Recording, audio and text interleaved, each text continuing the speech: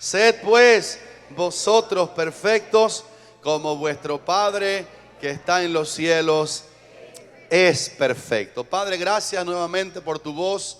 La queremos oír. Diga conmigo: yo recibo la palabra esta mañana. Recibimos tu palabra implantada. La queremos dejar caer dentro de nuestro corazón y te pedimos que la honres en nuestros oídos, conductas, y que la semana que está comenzando hoy seamos positivamente afectados por esta encomienda tuya a tus discípulos de buscar la meta de la vida cristiana, que es la perfección. Te damos gracias. En el nombre de Cristo Jesús decimos un fuerte amén y amén. Puede sentarse mi hermano y mi hermana. La semana antes pasada o la otra de atrás que estábamos en el tema de la perfección, nos quedamos estudiando la verdad de que la manera de que lleguemos a ser perfectos es que nosotros le demos oportunidad a lo que dice la Biblia acerca de la plenitud de Cristo, hasta que nosotros seamos plenos en Cristo. Y dice la Biblia, la plenitud de aquel que todo lo llena en todo. Y estábamos explicando que la plenitud de Cristo significa que Cristo se mete en todas nuestras áreas. Él lo inunda todo, Él lo llena todo. Y Jesús usó una ilustración acerca de su plenitud cuando dijo a los que le oían, a sus discípulos, que su reino se parece a una mujer que toma 3 medidas de harina, 3, y le echa una levadura a la harina hasta que todo es leudado, hasta que todo es leudado. Y el Señor comparó esa levadura, el efecto de la levadura en 3 medidas de harina, con lo que Cristo quiere hacer en nosotros, que es inundarnos completamente, que estemos plenos de Cristo, que nuestra mente esté llena de Cristo, que nuestros ojos estén llenos de Cristo, que nuestro pensamiento esté lleno de Cristo, que nuestro ser interior, el alma y el espíritu estén llenos de Cristo, y que aún nuestro cuerpo sirva como un templo en el cual vive el Espíritu del Señor. Quiero hacer un paréntesis para pedir a la pastora o a alguien que vigile que ningún líder esté fuera del templo mientras predicamos en ningún tipo de reunión. Esta es la parte más importante del culto aquí en Monte de Sión. Y esta mañana quiero hablarles para que entendamos acerca de esa meta de la perfección. ¿Para quién es la meta de la perfección cristiana? La meta de la perfección cristiana no solamente en manera obvia es para todos. Si le preguntamos otra vez, ¿a quién le dijo Jesús sed perfectos? Tenemos que decir a nosotros que estamos aquí. Esa palabra es mía, yo la oí de mi Señor en las Sagradas Escrituras. Yo quiero ser perfecto porque mi Padre me lo pidió. Y esa es la meta de cada uno de los creyentes de la iglesia universal, o sea, en todos los tiempos, en todos los lugares, vivir en una vida de perfección. Ahora, hay algunos tipos de ministerios y de personas a los cuales el Señor nos pide un poquito más respecto a la perfección.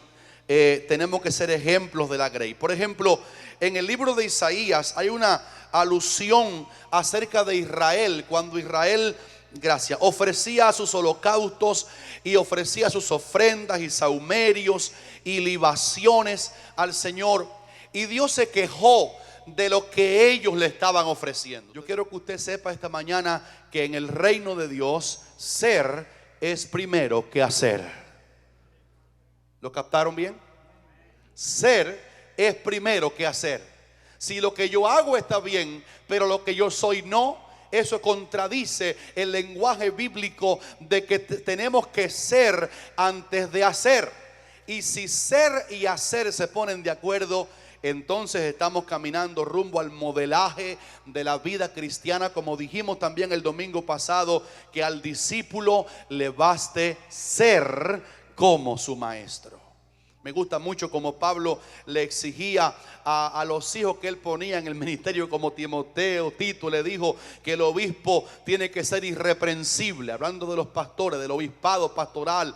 sea irreprensible. Eso no quiere decir que somos perfectos. Yo por lo menos estoy tan lejísimo todavía de lograr mi meta junto con todos ustedes.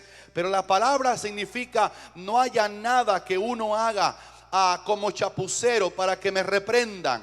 Tenemos que procurar que no haya ninguna conducta torcida voluntariamente en nosotros que nos haga reprensibles, porque la palabra dice que el que opta o anhela el obispado desea una buena obra, pero que hay un requisito: el obispo debe ser irreprensible.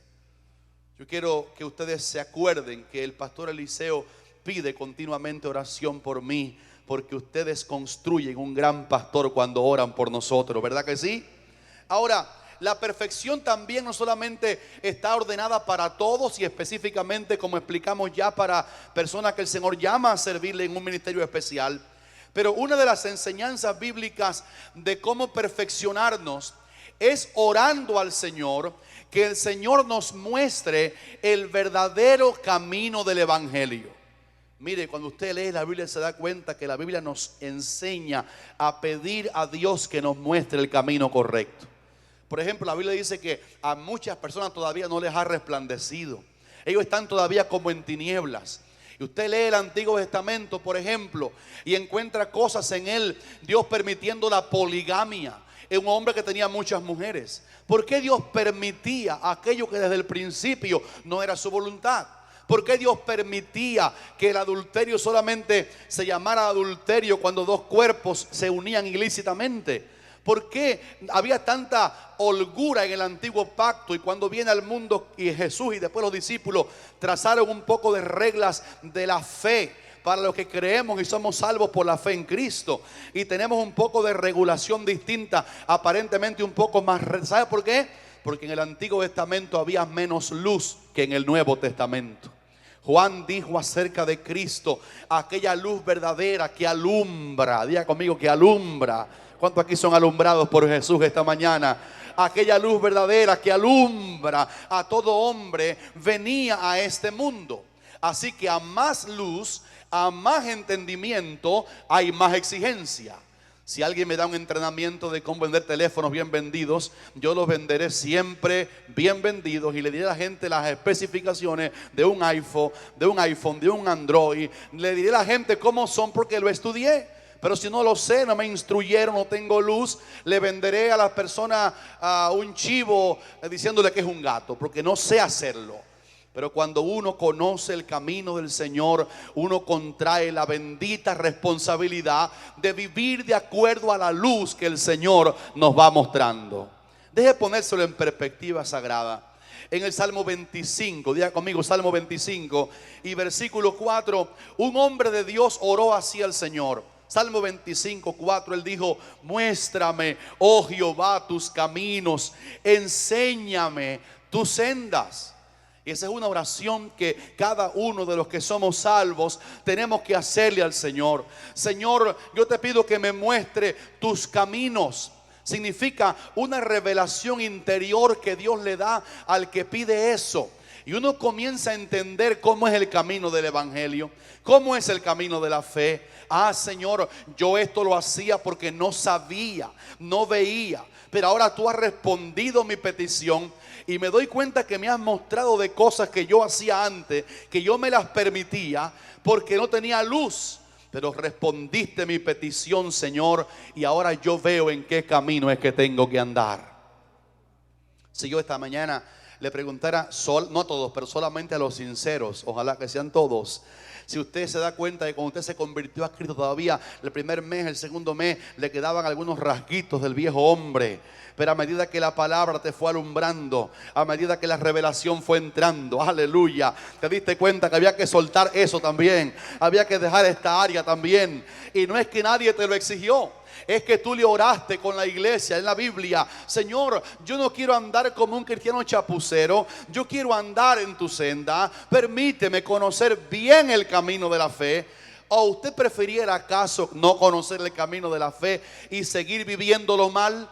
yo estoy seguro que la meta que estamos leyendo esta mañana es ser perfectos. Y buscando serlo, una de las maneras de lograrlo es que el Señor nos muestre su camino. Y si lo vemos, vamos a andar por el camino que Dios nos ha mostrado.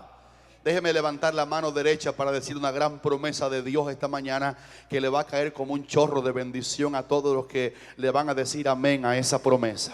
Dios dice como una promesa de Él, un compromiso de Él en el Salmo 32:8: te haré entender y te enseñaré el camino en que debes andar y sobre ti fijaré mis ojos. ¿Quién lo recibe así claro? Diga conmigo: yo lo recibo en el nombre del Señor.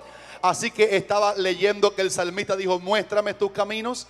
Parece que el Señor lo oyó pidiéndole esa buena petición y dijo: ven acá, ya te oí pidiéndolo, ahora escucha mi compromiso contigo. Yo no te dejaré andar en tinieblas con caminos torcidos que tú creas que están bien. Yo te prometo que te voy a enseñar y te voy a hacer entender el camino en que debes andar, y sobre ti yo fijaré mis ojos. ¿Quién dice aleluya en esta mañana? Así que a mayor luz, si usted ora: muéstrame bien tus caminos, y el Señor se lo responde, usted va a contraer una bendita responsabilidad. Quiero hacerme eco, con el permiso de todos ustedes, de algunas pinceladas de la vida cristiana práctica que a mí en lo particular Dios me ha enseñado a través de su palabra, que quizás te van a hacer bien oírlas esta mañana solo como un testimonio de lo que también te ha pasado a ti, mi hermano y mi hermana. Por ejemplo, hablando de que Dios nos muestra su camino, yo me acuerdo que personalmente a mí Dios me mostró una vez que cuando yo hiciera chistes, no usara versículos bíblicos para hacer chistes. Y yo quiero decirle que yo los hacía. ¿Y sabe por qué Pedro negó al Señor? Porque le sanó la suegra. Chistes de la Biblia. Y uno tiene un poquito de libertades por un tiempo cuando no entiende bien el camino del Señor. Pero un día el Espíritu Santo, que me mostró el camino en esa área, me mostró que nos riamos de chistes buenos, pero que la palabra de Dios no sirve para hacer chistes con ella, porque esta palabra costó que el Cristo de la gloria bajara del cielo a sufrir por nuestros pecados en la cruz del Calvario. Y la Biblia es un libro sagrado. Y no se debe, uno lo hace cuando tiene un poquito todavía de desconocimiento exacto del camino del Señor. Y usted nos oye, nos ha oído posiblemente en el pasado, o a un hermano bueno, cristiano, pero cómico, que hace alguna alusión, algún chiste de la Biblia. Pero la Biblia, Dios un día me reprendió fuerte y lo sentí en mi espíritu: no uses mi palabra para reírte de ninguna de las cosas que la gente se ríe de la Biblia, porque la Biblia no es un libro de juego. Se le da al hombre en vida, y se le va a abrir al hombre en la eternidad, y el hombre va a tener que dar cuenta a Dios por lo que hizo con la Biblia. Dice la palabra de Dios a Timoteo: en la enseñanza muestra integridad y seriedad. Ustedes escuchan predicadores siempre cómicos, hablando cosas cómicas y cosas cómicas, pero eso es antibíblico. Es porque son gente buena, pero que el camino exacto no les ha sido mostrado. El camino exacto es que la Biblia es un libro digno de respeto. Nuestra labor y nuestra expectación de ella es sumisión, es oírla, es creerla, es obedecerla. En mi corazón guardé tus dichos para no pecar contra ti. Y aunque eso que dije son detallitos de la vida cristiana, y no creo que son pecados capitales el no hacerlo correctamente, Dios te va mostrando el camino y te va exigiendo fidelidad y perfección en esas áreas que el Señor te va mostrando. ¿Quién dice amén todavía por eso ahí? Otra área que una vez yo aprendí, así como algo para enseñarle, nada más que ilustrándole por qué hay que buscar la perfección que Dios nos va mostrando. Una vez Dios me enseñó, esto es una cosa muy sencillita de aprender, que al libro de Dios no le ponga nada encima. Personas que tienen la Biblia en la casa, pero le ponen la novela de Shakespeare a la Biblia encima. O le ponen la libreta de la comida, eso no es aquí en Estados Unidos, encima a la Biblia, casi como una blasfemia a la palabra de Dios. O le ponen a la Biblia encima un libro de tía Tata cuenta cuento. Pero la Biblia es un libro sagrado, y esas cositas uno las va aprendiendo, que son pinceladas de la fe, pero que son muestras de que Dios nos ha abierto un poquito los ojos para darle importancia a lo sagrado. Si le sirve, hágalo y nunca le ponga cosas encima, zapatos, caja de zapatos nuevos de Macy a la Biblia encima, porque este no es un libro de sótanos. Este libro es una luz que alumbra en lugar oscuro hasta que el lucero de la mañana nazca en nuestros corazones. ¿Cuántos dicen amén? Dios un día me abrió los ojos para entender yo que debo consagrar el domingo al Señor. Son algunas cosas de la promesa que les leí en el Salmo. Dios dice: te haré entender el camino en que debes andar. Y Dios me enseñó en su palabra que, a diferencia de la ley de Moisés, el domingo aparece en la Biblia como el día del Señor. Fue un domingo que el Señor entró triunfante en Jerusalén. Y muchos hermanos sufren estar aquí el domingo porque les tocó trabajar. Y en este país uno entiende como pastor bastante amplio qué pasa con Estados Unidos. Pero en el estándar de la vida cristiana, el Señor me enseñó que el domingo no lo use, si yo lo tengo libre, para nada que estorbe venir a la casa del Señor a hacer lo que la Biblia dice que los primeros creyentes hicieron el domingo. El domingo el Señor entró triunfante a Jerusalén. Un domingo el Señor resucitó de los muertos. Dice que fue el primer día de la semana. Un domingo se derramó en Pentecostés el poder del Espíritu Santo. Y dice la Biblia que, como costumbre de aquellas iglesias que nacían, dice la Biblia que el primer día de la semana se reunían los discípulos para partir el pan. Era el día principal de reunión. Y Dios me lo enseñó caminando en la vida cristiana. Me mostró el camino de que no viaje el domingo si yo puedo viajar el lunes. Me refiero, dejando el culto por viajar. Son algunas cositas que Dios nos mostró en lo personal. Y cuando uno tiene luz, tiene que vivir a la luz de lo que Dios te mostró y no juzgar al que no hace como uno, porque le falta una luz en esa área, porque un día Dios también a él le va a mostrar el camino. Yo he notado creyentes que tienen luz en una área y se convierten en jueces con reglas rectas y comienzan a juzgar al que no procede como ellos en estas cosas que les he dicho. Pero cuando uno quiere forzar que la persona produzca una conducta que no viene de acuerdo a la revelación que el Señor le mostró, lo que hace es mortificar a la persona. Pero cuando Dios a cada uno nos va mostrando estas cositas y Él te las revela, tú dices: Señor, ahora me deleito en andar en tu revelación. Me estás mostrando esto y yo lo quiero hacer para gloria de tu nombre. Hacer una pausa para que diga un aleluya en esta mañana. Diga un gloria a la palabra de Dios. En el libro de Hebreos capítulo 12 hay también una alusión a lo que se llama la cojera de nuestra vida cristiana. Y dice allí en Hebreos: para que lo cojo de nuestra vida no se salga del camino, sino que sea sanado. Yo quiero preguntarle nada más a los sinceros: ¿cuántos como yo tenemos áreas cojas en nuestro caminar con Dios? Hay una área de nuestra vida en que aún no estamos perfeccionados. Y eso significa por qué la iglesia existe. Yo quiero levantar la mano en una alabanza para decir gloria a Dios por la iglesia Monte de Sión. Porque la iglesia Monte de Sión es un hospital donde el gran doctor Jesucristo nos está reparando nuestros huesos. Nos pone un yeso, nos quita el yeso. A veces tiene que poner unos tornillos en las piernas, simbólicamente hablando, y tomar ese pie que tenemos torcido y enderezarlo. Lindos hermanos, todos tenemos un área en que somos cojos. Algunos tienen cojera en el carácter, y eso es muy grave. Y yo siempre les recomiendo así una medicina que aprendí de mi doctor Jesús, que también es tu doctor Jesús. Si alguien tiene un carácter de limón, yo nada más le ofrezco que se convierta a Cristo. Y se convierte a Cristo. Cristo es la vid verdadera, la vid es la mata de la uva es dulce. Y Él dijo: yo soy esa mata de la vid, ustedes son los pámpanos. El que permanece en mí y yo en él, este lleva mucho fruto, porque separados de mí nada podéis hacer. El que anda con el Señor, se le quita el limón ese de adentro y se le pone adentro una mata de uva. El carácter cambia, pero a veces lo traiciona el carácter.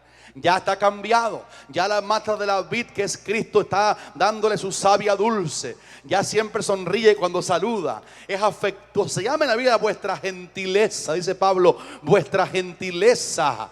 Dígale que tiene al lado: que Dios te bendiga esta mañana. Pellizque, no lo pellizque, pero dígale la mano aunque sea.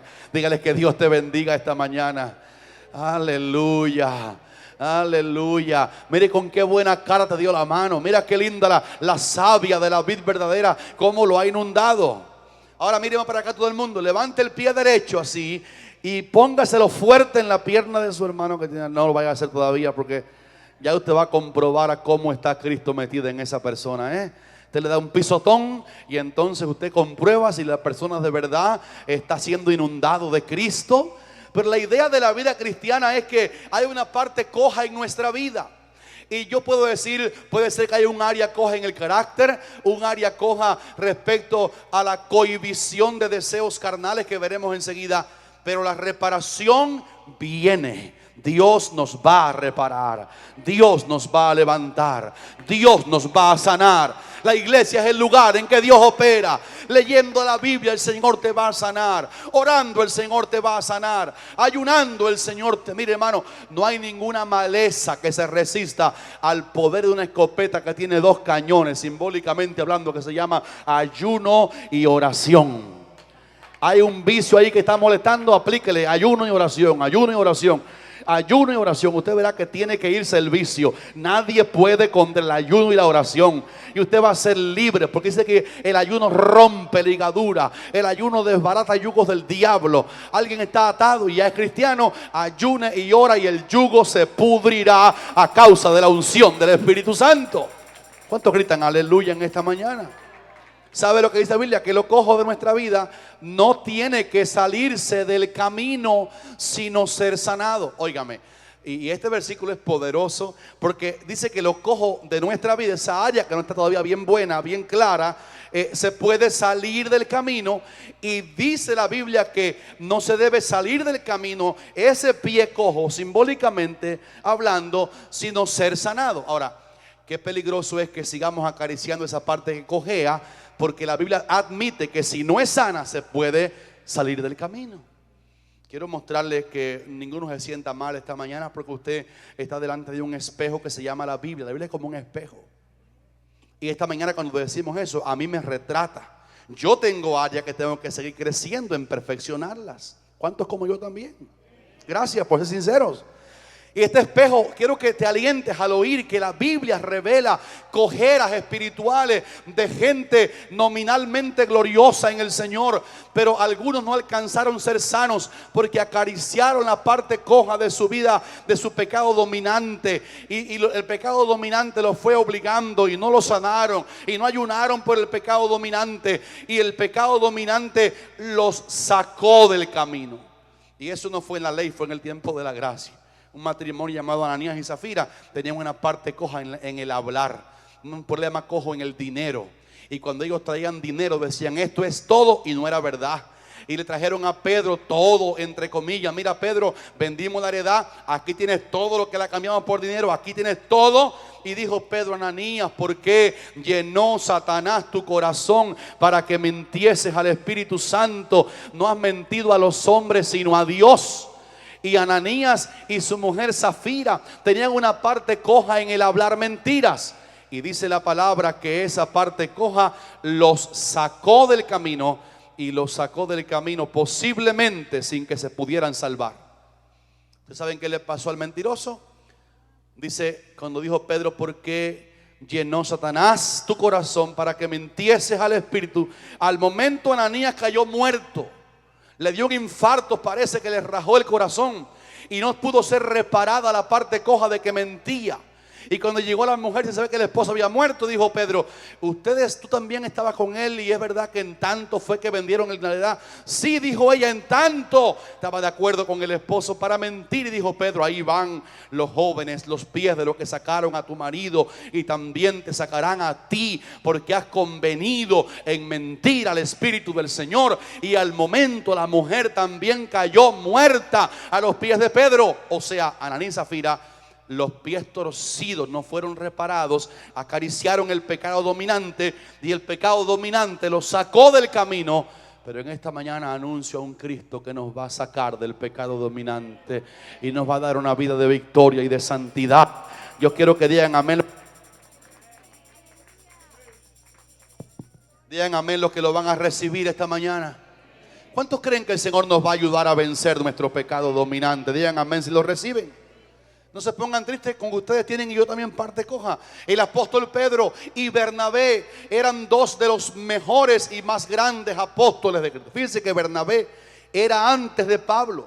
Pablo fue el más grande hombre usado en el evangelismo, pero Bernabé fue quien introdujo a Pablo a los discípulos y eliminó los prejuicios en los demás que había contra Saulo, que había perseguido a la iglesia. Mire quién era Bernabé. Y este Bernabé y Pedro un día mostraron que había una área coja en su vida cristiana. Déjame hacer un paréntesis, hermano, que vino a mi mente para decirles esto. ¿Sabe una de las enseñanzas de áreas cojas que fueron sanadas aquí en la iglesia, que enseñamos a los líderes de Monte de Sión? No me traigan, y ya no lo han hecho nunca más, no me traigan una palabra que un hermano puso en su boca que era para el pastor. Pastor, me dijo fulano que le dijera a usted tal cosa. Yo le dije, no cooperes con hacer insincero a alguien. Cuando un hermano quiera mandar un recado al pastor, es así como se procede en Monte de Sión, y la gente lo aprendió. La gente viene porque el pastor no se come a nadie, bastante pegajoso y cariñoso que soy. Usted viene y yo lo voy a atender con toda la decencia y la pulcritud que aprendimos de la palabra del Señor. Y aprendimos que no envíen recados con nadie. Cuando hay una palabra que decir, hay que vivir en sinceridad. Ser evangélico es ser transparente. La ciudad que nos espera es como vidrio limpio, transparente. Cristo es transparente y el evangelio no esconde cositas por aquí y la tira por la parte izquierda en la boca de alguien. Y lo enseñamos por años, y gloria al Señor. Monte de Sión 100% es una iglesia transparente, que lo que dice, lo dice de frente para edificarnos mutuamente. Dicen amén, hermano. Pero Bernabé y Pedro tenían problemitas de cojera, y había un área llamada hipocresía, que parece que ellos todavía no estaban sanos de la hipocresía. ¿Sabe lo que es hipocresía? La hipocresía es un cohibir de la verdad, es un tragar una verdad y no decirla completamente. ¿Cómo actúa el hipócrita? Es una persona que no habla con la verdad 100%. No sonríe con una cara sincera 100%. No saluda con una mano extendida sinceramente, sino que cuando sonríe, habla, da la mano o un abrazo, lo hace escondiendo algo detrás. Y la Biblia revela, para que nos alentemos esta mañana, que se puede ser siervo del Señor y aún tener una parte coja que va a ser sanada por el poder de Dios. Y Pablo, que era después, repito, después de Pedro y Bernabé, fue que llegó Pablo a la palestra ministerial. Y Pablo, que era menor que ellos en el ministerio, tuvo que darle una vez, se quitó la correa a ese hombre, Giovanni, y le dio un clase de correazo por la espalda desnuda a Bernabé, y otro así por la derecha a Pedro, simbólicamente hablando. Pero cuando llegaron a Antioquía, Pablo constató que Pedro y Bernabé se estaban reuniendo con los hermanos gentiles, que no eran, Pedro y Bernabé eran judíos, eran líderes de la iglesia judía, y como estaban ahora en Antioquía, lejos de los hermanos de la iglesia madre que era Jerusalén, cuando ellos viajaban de Jerusalén para acá, se reunían en Antioquía con los líderes, con los hermanos gentiles, porque había prejuicio contra los gentiles todavía, de que no merecían a Cristo. Pero cuando se reunían con los gentiles, Pedro y Bernabé, de pronto se enteraban por email o por text que venían mañana unos visitantes, líderes de la iglesia madre judía de Jerusalén. Y cuando lo sabían, ya no se seguían reuniendo con los hermanos gentiles. Y un día el apóstol Pablo los sorprendió incautos y les dijo que ellos dos eran dignos de condenación. Pienso que la parte de Pablo era que era demasiado sincero, que era un tipo sin pelos en la lengua, pero lo hacía con el celo de Dios, y le dijo: ustedes están haciendo los dos. Dice que se lo dijo delante de todo, porque a mayor responsabilidad de función hay también mayor responsabilidad de disciplina. Y aquello era un pecadote de dos grandes fundadores, líderes, columnas, que estaban actuando con hipocresía y escondían la manga cuando podían ser mirados mal por los líderes de la iglesia judía de Jerusalén. Y Pablo dijo a Pedro delante de todo, dijo: si tú siendo judío vives como judío, no como gentil, ¿por qué tú enseñas, Pedro, a los gentiles a judaizar? Somos judíos de nacimiento y no pecadores entre los hombres, sabiendo que el hombre no es justificado por las obras como los judíos sin Jesús creían, sino que el hombre es justificado por la fe de Jesucristo. Y delante de todo los reprendió porque estaban viviendo una parte coja de su vida cristiana. Te quiero decir en esta mañana que la iglesia que te ama te va a predicar un mensaje recto de perfección. Por aquí va Dios.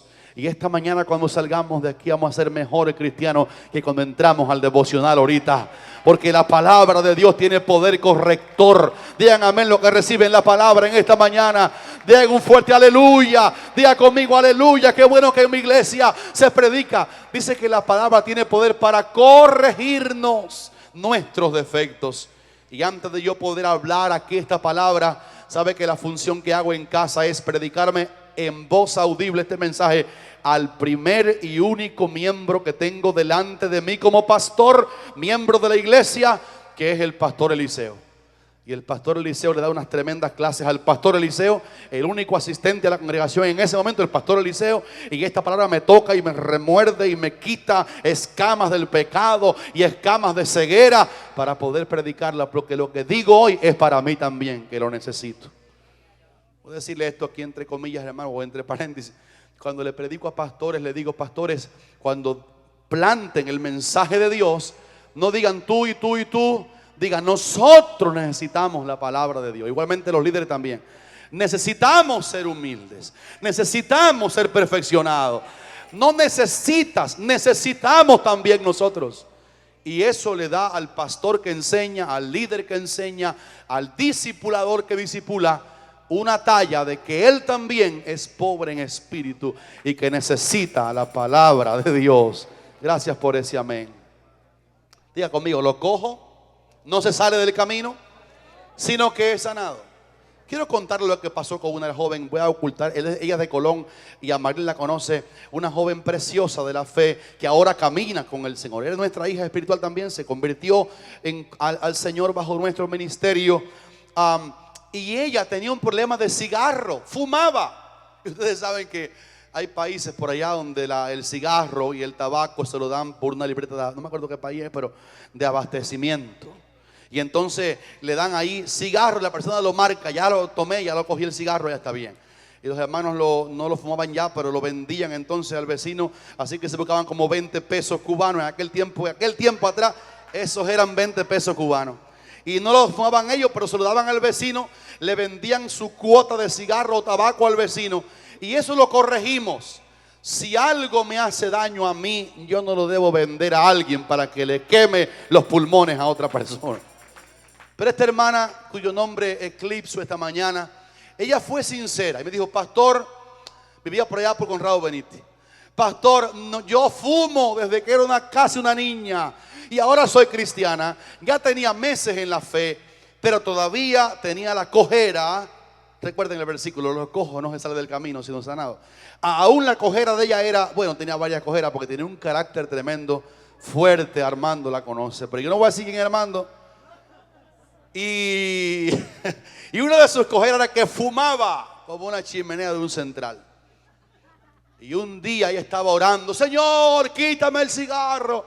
Y en cada culto, la hermanita sincera: hermano, oren por mí, estaba recién convertida, que Dios me quite este vicio, que Dios me quite este vicio, que Dios me quite el cigarro, y yo no quiero seguir fumando. Oh Dios mío, quítame el cigarro. Pero mientras más oraba, más adicta era al cigarro. Dios no se lo quitaba. Y Dios nunca se lo quitó. Pero un día vino un misionero, un predicador fogoso, lleno del Espíritu Santo, a dar una campaña en aquella iglesia que teníamos allí todavía naciente. Y el predicador, sin conocer a esa hermana, que voy a decir, iba a decir mi prima o mío, no sé qué iba a decir yo ahí, pero nadie sabe cómo se llama. El predicador dijo: Dios nunca te va a quitar el cigarro. Tú tienes que soltar el cigarro como un pecado que tienes que soltar. Y sabe que, hermanita, cuando yo aquel mensaje que Dios no te va a quitar el cigarro, y eso es verdad. Tú tienes que soltar los pecados, hay que arrepentirse y soltarlos. La hermana tenía muchas cosas, pero tenía una cosa buena, era sincera y todavía es sincera. Y dijo, ahora yo entiendo que Dios nunca me va a quitar el cigarro. Y eso es obvio. Él no va a tomar con la mano invisible, poderosa, y te va a quitar de la boca el cigarro. Él no lo va a hacer. Hay pecados que después que uno sabe que no los debe cometer, Dios nunca te los va a quitar, ni me los va a quitar. Hay cosas que tenemos que soltar nosotros. ¿Cuántos dicen aleluya? ¿Cuántos dicen aleluya? Y la hermana lo entendió. Y ese fue el último día después de aquella predicación incisiva, directa. Dios nunca te va a quitar, tiene que soltar. Dios, bueno, es verdad, yo soy quien lo pido en la bodega, es a mi mano la que llega a la caja de cigarro, soy yo la que lo saco el cigarrito de la cajita. ¿Cuántos quieren fumadores antes? Soy yo el que enciendo el fosforito, soy yo el que quemo la puntita del cigarrito, es mi dedo quien lo pone en la boca. Así que lo que voy a hacer es borrarlo de mi libreta de abastecimiento. No lo voy a tomar más, me voy a dar baja de la cuota de cigarro. Y cuando ella lo captó, hasta ahí llegó el vicio. Oiga, porque entonces cuando ella se despojó de ese pecado, entonces fue que vino la fuerza de Dios para hacer que ella no quisiera más el cigarro. ¿Cuánto comprenden el cambio? Dios no me quita el pecado si yo lo sigo acariciando, pero cuando yo lo suelto, Dios entonces me ve consagrado, me ve entregando y clavando en la cruz del Calvario mis pecados, y entonces Él me da la fuerza para seguirme manteniendo en santidad. Aleluya, aleluya, aleluya. ¿Cuántos gritan aleluya? O sea, una persona que está adicta a la pornografía, Señor, yo te quiero pedir que tú me la quites. Nunca te la va a quitar. Tiene que soltar esa computadora, tiene que soltar ese vicio, tiene que soltar esa impureza. Un hombre que tiene cabeza de ventilador y cada vez que una mujer, aunque sea como sea, le pasa por el frente es así y tuerce el cuello, es un adicto, es un esclavo, está atado a un vicio de lujuria. Dios nunca te lo va a quitar. Lo cojo está ahí. Hay una cojera de codicia para el cuerpo femenino ajeno, o también mujeres que codician a los hombres. Déjeme contar el testimonio de la pastora Ana. Una vez ella estaba evangelizando en la calle y invitó a una mujer a venir a la iglesia. Y entonces, se lo va a contar el domingo siguiente porque ustedes no están interesados. Ahora se lo cuento ahora mismo. Chismosito, esa parte coja, sana el hermano, por favor. Y la hermanita Ana, la pastora, estaba evangelizando con una pasión por las almas. Invitó a una mujer de la calle perdida y la trajo al culto. Y cuando la pastora se paró aquí, como ella se de bienvenida, ella captó que su invitada estaba en la iglesia. Y dijo, Dios te bendiga, fulana, qué bueno que viniste. Y estaba de lo más happy la pastora Ana por su invitada. Cuando se acabó el culto, como yo siempre acostumbro, allá había una sola puerta, aquí algunos se me escapan, voy a cerrar la puerta para dar la mano a todo el mundo aquí en la puerta del frente. Aquella era una sola puerta y cuando se acabó el culto, allá estaba la fila, 230, casi 300 hermanos cada domingo en la escuela dominical, aparte de los campos de afuera. Ahí está el pastor Eliseo sin artrosis. Dios te bendiga, Dios te bendiga, Dios te salve María, Dios te bendiga José, Dios te guarde. Y con la mano ahí. Y cuando pasa en la fila la invitada de la pastora, la mujer se me queda mirando y dice, pastor, qué lindo usted está. Primero, era una mentirosa de hecho, eso es inevitable. Segundo, era una mujer que venía a la iglesia a ver a quién se podía robar. Y menos mal que me apuntó a mí, que estaba más fuertecito todavía. Y entonces la pastora se enteró porque yo se lo dije y comenzó a reprender en el nombre de Jesucristo. Echó fuera todo demonio que se quiera manifestar. Y la pobrecita muchacha nunca más fue invitada al culto.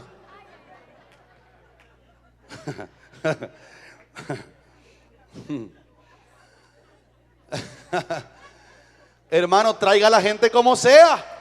Este es el hospital de Dios. Dios nos va a perfeccionar al final. Él nos va a llevar a una vida de santidad al final.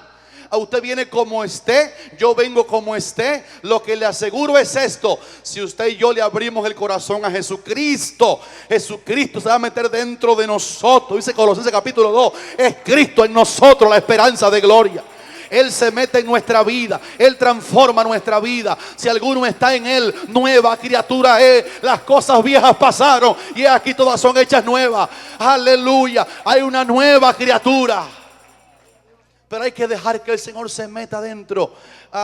Oí hace poquito un maestro poderoso que vino aquí y dijo: maestras de escuela dominical, discipuladores, lo primero que hay que hacer con los niños de la escuela dominical y discípulos de la edad que sean, no es decirle cómo hay que portarse. Eso no es lo primero. Lo primero es decirle: asegúrate que ya recibiste a Cristo en tu corazón. Porque si los reciben en su corazón, Jesucristo es el Santo de Dios y Él va a hacer la obra de santificación en la persona y Él lo va a cambiar para su gloria. ¿Cuántos gritan aleluya, hermanos? Así que si yo le hablo de buena conducta, de mirar decentemente, de pensar correctamente, de tocar con cuidado, de abrazar con santidad a una persona que no tiene adentro a Jesús, estoy botando la enseñanza. Primero hay que hacer el envase y después echar el líquido. Jesús dijo: no echan vino nuevo en odres viejos. Él dijo: ¿por qué, Yuli? Porque el vino nuevo que dice rompe los odres viejos. Y el Señor dijo: nadie pone remiendo de paño nuevo en vestido viejo, porque tal remiendo tira del vestido viejo y lo rompe más. Eso lo dijo el Señor Jesucristo. Qué maestro bendito tenemos aquí en Monte de Sión, que se llama Jesucristo, el Hijo de Dios. Lindos hermanos, lindas hermanas, Jesucristo dentro del corazón es el elemento personal de santificación y perfección de la vida cristiana. Y yo te quiero decir en esta mañana, porque parece que no voy a acabar y voy a tener que seguir el siguiente domingo: tenemos que ser radicales respecto a no acariciar pecado que nos están robando la vida cristiana. Hay que decir: no lo voy a hacer más. Y cuando la persona se suelta del pecado, sentirá una gracia que viene, un amén de Dios, una gracia de Dios, para que entonces Dios lo ayude a seguir caminando rumbo a la santidad, sin la cual nadie verá al Señor. Aunque sea, y voy a decir este versículo y voy a acabar el mensaje ya, porque esto es mucho contenido y tengo miedo que este bistec les empache y ustedes después tengan que ir a tomar alguna pastilla para digerir esto. Jesús dijo a la mujer que la trajeron en adulterio y Él la perdonó. ¿Se acuerdan que la perdonó? Sí. Primero la mandó a apedrear, como ustedes saben, y después la perdonó. Primero la mandó a apedrear. ¿Se acuerdan que sí la mandó a apedrear? Obvio. Y le dijeron: mire, Señor, esta mujer la sorprendimos en el acto mismo de adulterio. Primero la trajeron sola, no trajeron al hombre adúltero y había una falta en el juicio. A la pobre mujer fue la que trajeron la parte débil, bíblicamente la mujer, la parte débil, vaso frágil, dice la Biblia. La traen a ella delante del gran rey Jesús. En este momento no venía como rey, venía como salvador. Y cuando la traen le dice: Señor, aquellos fariseos hipócritas, Señor, esta mujer, escúchame bien, la sorprendimos en el acto mismo de adulterio. Y Moisés, en la Biblia, y eso era verdad de ellos, nos mandó a apedrear a tales mujeres, no solamente a ellas, sino a todas las que lo cometen, el pecado adulterio. ¿Tú qué dices? Así con una cara, me parece verlo aquí en su hipocresía, porque ellos odiaban a Jesús, no pensaban que era el Mesías. Y el Señor, cuando oyó el juicio, sabía la respuesta linda que iba a dar. Y dice la palabra, Juan 8, que se inclinó y con el dedo estaba escribiendo ahí en tierra, en el polvo, algo. Estaba escribiendo con el dedo en tierra. Y los acusadores lo importunaron: Señor, respóndenos, ¿qué hacemos? Y el Señor dice que levantó la vista y le dijo a ellos: el que de vosotros esté sin pecado, sea el primero en arrojar la piedra contra ella. Qué lindo es mi Cristo. Qué sabio es el Cristo de la iglesia Monte de Sión. ¿Verdad, hermana Luz? ¿Verdad, Carlos? ¿Verdad, hermano? ¿Verdad, Emilia? ¿Verdad? Qué lindo es mi Cristo. Miren lo que dijo. Así que la mandó a apedrear. Y la mandó a apedrear por orden. Él dijo: el que primero esté, el que esté sin pecado, de ustedes los que están aquí, el que esté sin pecado, sea el primero, dio un orden y todo cómo apedrearla, sea el primero en arrojar la piedra contra la mujer. Así que su pecado ella lo merece, pero tiene que apedrearla a un santo. Eso fue lo que quiso decir el Señor. Ella es digna de que la apedreen. Jesús la mandó a apedrear por orden, pero dijo, tiene que haber aquí uno de ustedes que es santo, que no tiene ningún pecado, y yo autorizo que el que esté sin pecado ya comience. Pero aquello era una bomba en la conciencia. Alábale si puede esta mañana, qué linda es la palabra de Dios. Y dice hermana Nancy que cuando la gente oyeron eso, comenzaron, yo imagino el cuadro, ¿verdad, Orley? A soltar las piedras, que ya tenían a las piedras, yo pienso así, está en segunda de Liceo 3:2, las piedras en la mano. Y ya, dinos que vamos a esta mujer, se lo merece, y si no, te pediremos a ti. Pero aquello que soltó era una mina caminando, caminando, caminando.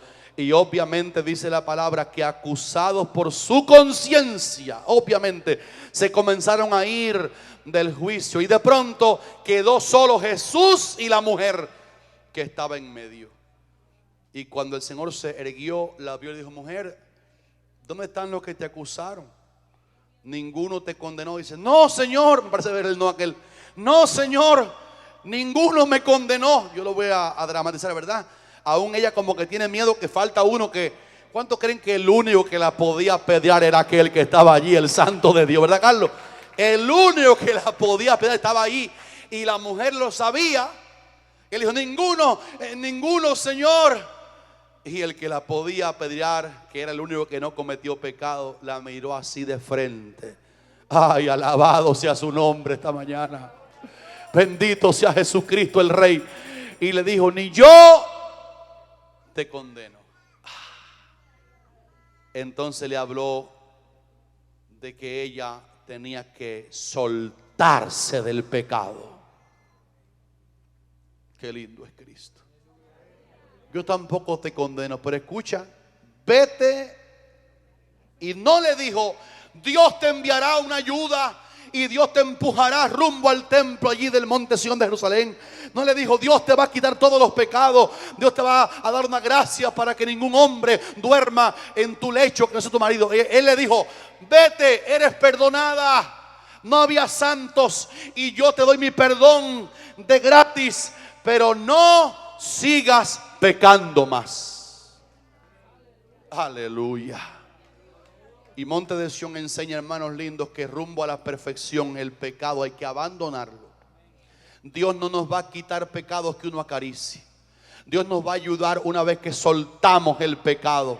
Es por eso que la Biblia dice, arrepentíos y convertíos. ¿Quién viene aquí así? Arrepentíos y convertíos. Es un dolor porque le fallé a Dios. Y una conversión es un giro rumbo a su mandamiento. Es un giro rumbo a su palabra. Quiero prometerles en esta mañana que el Cristo de toda gracia está aquí en la iglesia. El Cristo de toda misericordia está paseándose por aquí esta mañana. Póngase de pie un momentito. Lo único que voy a hacer es orar por ti, nada más. Y no voy a hacer más nada, porque yo creo que la palabra ha sido muy suficiente para ayudarnos a entender que Cristo nos va a llevar a la perfección. Pero no le deje todo el trabajo a Dios. Hay una parte que hace Dios y hay una parte que hacemos nosotros. Dios no se arrepiente por ti y por mí.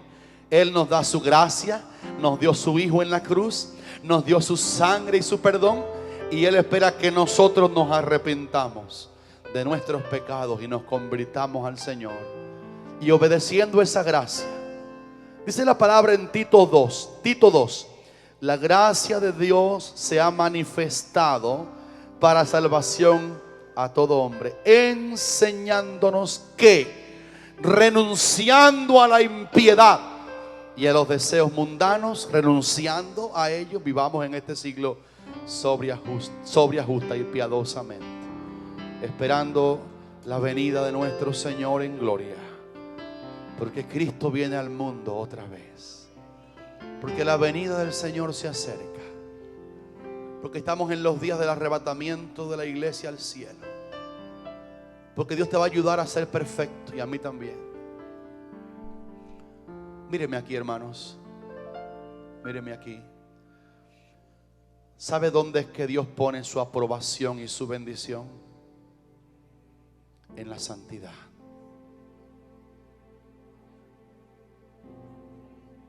Él dice textualmente en su palabra: yo habito en la altura y en la santidad.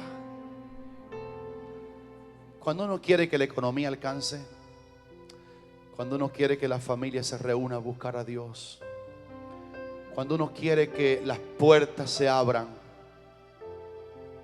se lo dice un testigo de estas cosas: hay que crucificarse espiritualmente hablando con Cristo. Y cuando Dios ve un corazón rendido, dispuesto a abandonar el pecado, y lo abandonamos, sube Yuli para que canten algo. Cuando Dios ve un corazón, ven Raúl, con un corazón rendido, entonces Él pone toda su bendición. Yo quiero proclamar que este mensaje de escúchenlo todos escuchen esto, que este mensaje de perfección y santidad, escúchenlo hermano, yo creo que todo el mundo oiga esto. Este mensaje es un mensaje de economía multiplicada. Este es un mensaje de trabajos mejores que el que tiene. Yo no te prediqué prosperidad hoy, pero te prediqué santidad, que es igual a prosperidad, bendición, puertas abiertas. Yo no te prediqué gracia ante los demás, pero el mensaje de buscar la perfección y abandonar el pecado es igual a un mensaje en que vas a caer bien. Le vas a caer bien a la gente. Te van a querer. Va a ser fácil amarte. Porque Dios se queda, Él, con todo lo que Él es, con el bendecidor, con el sanador, con mi bandera, con mi triunfo, Él se queda a habitar con el santo. Vamos, alaba, levanta las manos y alábale. Antes de que cantemos, levanta la mano y dile: gloria a tu nombre. ¿Cuántos le pueden adorar? Eso yo quiero que ustedes lo canten. Ante tu altar, un compromiso de vivir en santidad. Qué lindo que Monte de Sion lo está cantando. Cántenlo, hermanos. Cántelo, hermana, cántelo.